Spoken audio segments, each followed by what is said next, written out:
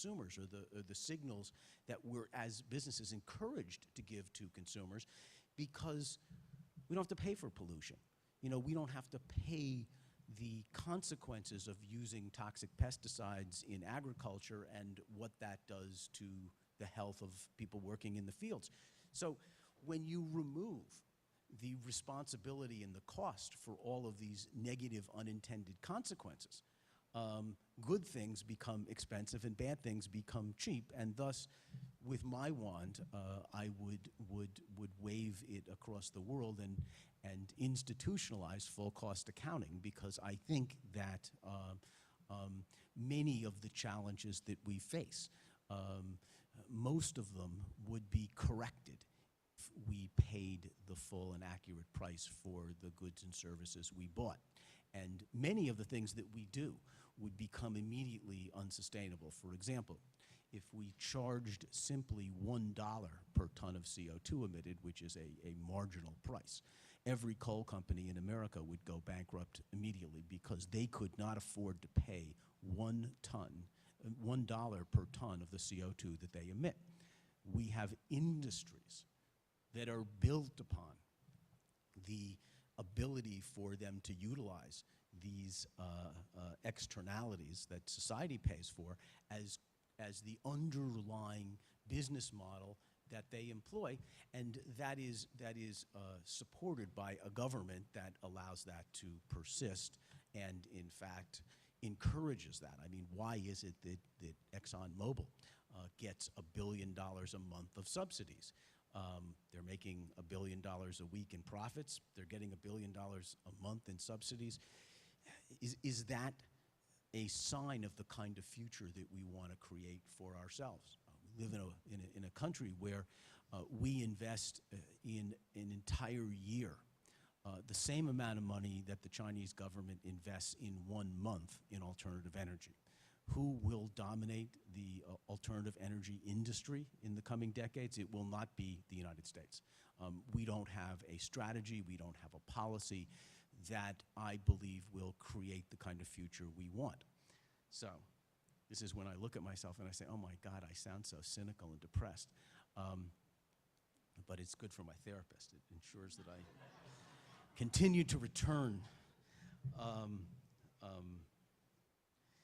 So on a more optimistic note, the reason that I wrote The Responsibility Revolution was to say, but in spite of this landscape that incentivizes the wrong type of behavior, it is still possible for business to do the right thing.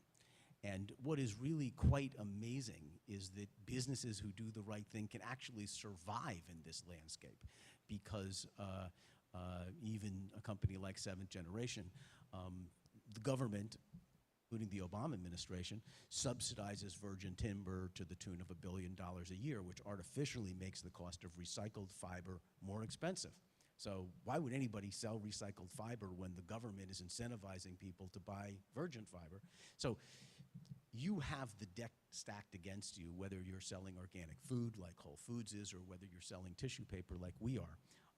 But nevertheless, because of the ingenuity of entrepreneurs and because of the enlightened perspective of consumers, and because of the positive influence of a lot of NGOs. Again, the story of what happened to the Mexican tuna industry is interesting, and that will only happen with greater frequency as we move forward, because in this information age we live in, that kind of information can spread around the globe very quickly. So the purpose of the responsibility revolution is to sort of say, well, what is required of a company who wants to be responsible and sustainable? What are the principles that guide that kind of business? And what are some of the best examples of businesses that are using those principles to succeed in the marketplace? Again, this is in contrast to the very programmatic. I mean, you know, don't shy away from talking about specific companies that are doing the wrong thing. That's the protagonistic part of my title. Sometimes the inspired part gets lost to the protagonist, and the inspiration is critical, because if you don't feel inspired, why get up out of bed and do anything? So I'm doing a better job of being a protagonist today than being very inspired. But you know, if we look at Coca-Cola, and in the past couple of months, I've had the opportunity to listen to, speak with, and publicly challenge people from Coke and Pepsi. You know, Coke and Pepsi both talk a lot about the issue of water and how their focus is to use water more responsibly. Now, if you're using 20 liters of water to make 1 liter of soda, which is what they use, you got to be concerned about water. If you're taking water away from farm workers in India so that they can't grow their crops because you're sucking all of the groundwater out from underneath them, you have to be concerned about water. But unfortunately, that doesn't make you a responsible business. You know, if you're responsible for creating huge amounts of obesity in the United States, you can't say, well, we're just worrying about the water part. You know, we're not, you know, they do deal with the obesity issue. And the president of Pepsi says, you know, we invest in programs that get children outside to run around the schoolyard. That's almost like the cancer-causing chemical company that says, you know, we invest in cancer research. You know, you can't have a paradigm that will lead to a sustainable future if we create products and services that have bad effects, and then we try to fix them. It's just too expensive. It's the driving force behind healthcare reform, which is ultimately we have to keep people well and prevent them from getting sick because it's simply too expensive to cure them once they are sick. So the book talks about 7 different principles, and they range from first and really perhaps most importantly, the need to think from a holistic systemic perspective. That if you don't, and we teach everyone who comes to work at 7th Generation systems thinking, because we don't think that you can function in a company that aspires to be responsible without understanding systems thinking. And I'm shocked at how few people who go through our educational system in the United States learn systems thinking. You know, I would ensure that every first grader learned systems thinking. I don't think that you would do what many people do if they understood the unintended consequences of their actions. But that is not the way we shape these young minds. Talk a lot about mission. I think many companies have missions that are incompatible with sustainability. That they want to be sustainable, but they have a mission and a purpose that is fundamentally at odds with being sustainable.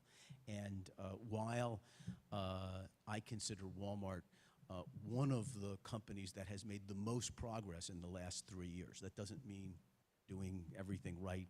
God, no, that's certainly not the case. But they've made a lot of progress. But at some point, the fundamental notion of selling things as cheaply as possible will come to be at odds with being sustainable.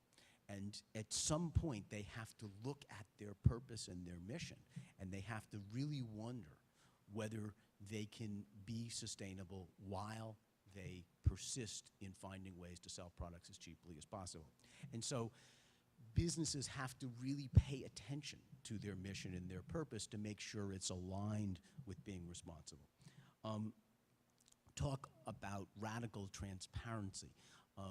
How could you decide as an employee, as an investor, as a consumer, whether you want to do business with a particular company without knowing all the things you want to know? Now, business is great at defining what they want you to know. Business is great at saying in their ads or their corporate responsibility report or their communications, here's what we want you to know about us. Well, you know what? Who cares? What matters, and the only thing that should matter, is what you want to know from